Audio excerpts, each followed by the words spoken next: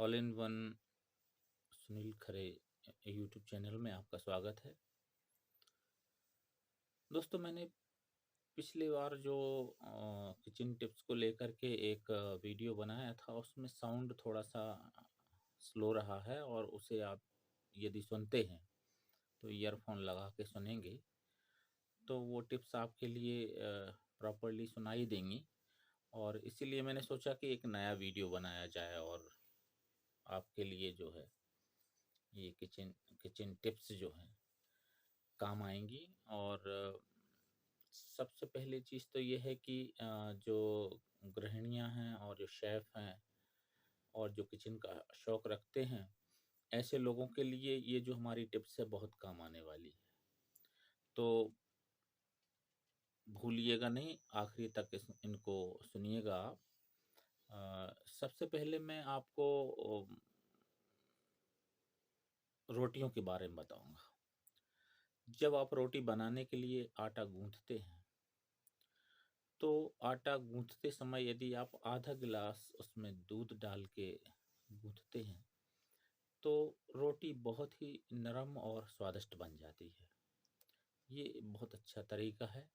जब कोई मेहमान आते हैं तो आप इस तरीके को अपनाएंगे तो काफ़ी टेस्टी भोजन लगेगा। दूसरा टिप्स है कि पूड़ी बनाने के लिए भी आप आटा बनाते हैं, उसमें आपको चाहिए कि पूड़ी वाले आटे में वो थोड़ा-सा रोटी के आटे से टाइट होता है। ये आप सब गृहिणियों को, सभी जो कुक हैं, उनको सबको आइडिया होता है। तो उसको गूँथते समय उसमें आप 1 चम्मच शक्कर डाल दें और फिर उस पानी से जब आप उस पूड़ी के आटे को तैयार करेंगे, तो उससे पूड़ियाँ बहुत ही सॉफ्ट और स्वादिष्ट बन जाती हैं। तो इस तरह से आपकी दूसरी टिप्स हुई। और तीसरी टिप्स ये है कि जब कोई मेहमान आते हैं या कभी हम शौक होता है तो हम पकोड़े बनाते हैं घर में। और आजकल देख रहे हैं आप कि ज़्यादा तेल खाना ये अम, शरीर के लिए, सेहत के लिए काफ़ी हानिकारक है। कोलेस्ट्रॉल बढ़ जाता है, तो इस वजह से पकोड़े जैसी चीज़ों में तो तेल काफ़ी जो है अम, हम खा जाते हैं। तो ऐसी स्थिति में हमारे पकोड़े भी हम खा लें और उससे तेल की मात्रा भी हमारे शरीर में कम जाए। तो इसके लिए बहुत ही बेहतरीन आइडिया मैं आपको दे रहा हूँ कि लगभग 100 ग्राम बेसन का पेस्ट बनाएंगे आप उसमें एटसेट्रा जो भी पालक की भाजी है या प्याज के हैं या पनीर पकोड़े हैं, जो भी आप बनाना चाहें, बस 100 ग्राम की यदि बेसन की मात्रा है तो उसमें आप लगभग आधा चम्मच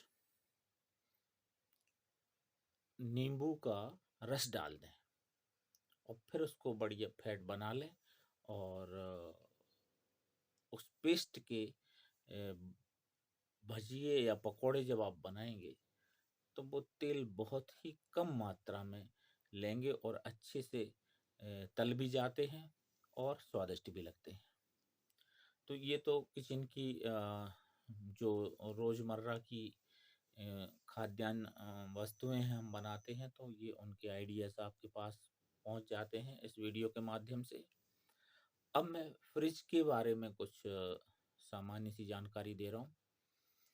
तो फ्रिज की जानकारी ये है कि आपको कम से कम 15 दिन में एक बार ज़रूर फ्रिज को साफ़ करना चाहिए, क्योंकि उसमें भी बैक्टीरिया हो जाते हैं और उससे हमारा भोजन दूषित होता है। तो फ्रिज की सफाई करने के लिए गुनगुना पानी हो और बेकिंग सोडा हो। तो बेकिंग पाउडर का यदि आप इस्तेमाल करते हैं तो इससे फ्रिज बहुत अच्छा साफ़ हो जाता है। उसमें स्क्रैचेस भी नहीं आते अंदर बॉडी में और एकदम क्लीन हो जाता है। तो इसके बाद में उसके फ्रीज़र को भी आपको साफ़ कर देना चाहिए। तो ये आपका फ्रिज से संबंधित एक टिप्स हुआ। दूसरा हम बोलेंगे कि फ्रिज में जब हम अपने भोजन को रखते हैं तो फ्रिज जो है कार्बन डाइऑक्साइड अंदर गैस छोड़ता है। तो उस कार्बन डाइऑक्साइड से हमारा भोजन दूषित होता है। तो सबसे पहली तो बात ये है कि अगर आप फ्रिज में अपना खाद्यान्न रख रहे हैं तो ढक कर रखिए। और यदि नहीं भी ढक पाते हैं तो एक बहुत अच्छा तरीका हम आपको बता रहे हैं, बिल्कुल घरेलू तरीका है ये। कोयला सभी ने देखा होगा, तो कोयले के 1-1 इंच के टुकड़े कर लें, 4-4 5-5 6-6 टुकड़े करके, और फ्रिज के हर एक कोनों में आप उसको रख दें। तो वो क्या होता है कि ये जो कोयला है, कोयले का जो टुकड़ा है, वो अ,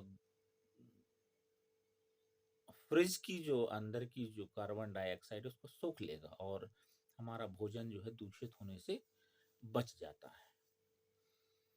तीसरी टिप्स हम फ्रिज के बारे में देना चाहेंगे कि 2-3 दिन में यदि हमने फ्रिज को साफ सफाई नहीं किया, और थोड़ा बहुत उसमें यदि हमारा खाद्यान्न गिर जाता है, भोजन जो पकी पकाई भोजन उसमें अगर गिर जाती है, तो उससे क्या होता है कि बदबू आने लगती है, और वो फ्रिज की स्मेल जो है ना पूरे फिर कमरे को भी, जहाँ रखा हुआ है वो कमरे को भी जो है दूषित कर देता है, बदबूदार कर देता है।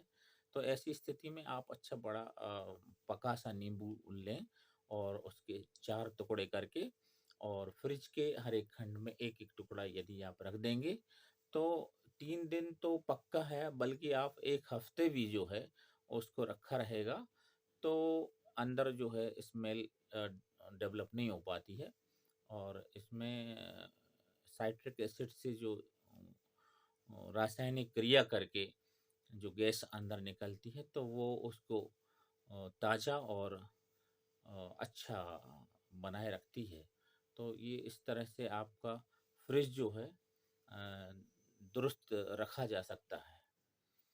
अब हम जो आपको और सभी किचन प्रेमियों को, गृहिणियों को और शेफ़ को एक जो टिप देने जा रहे हैं या तथ्य बताने जा रहे हैं, वो ये है कि जब आप छौंक लगाते हैं, जिसको आप बघार भी बोलते हैं, अ, तो उसमें एक सबसे बड़ा